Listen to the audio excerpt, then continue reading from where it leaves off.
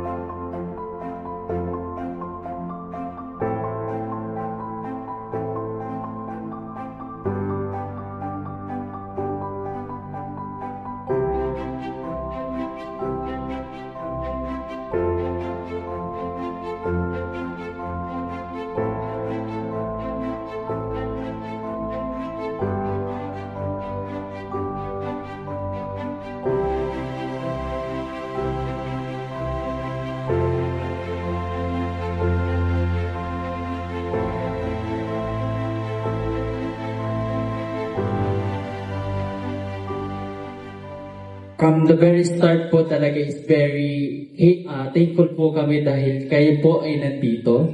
Hindi lang para tulungan ng Queer Center, kundi para tulungan yung mga batang nandito. Lalo na po sa pag-celebrate ng kanilang birthday. Very appreciate po.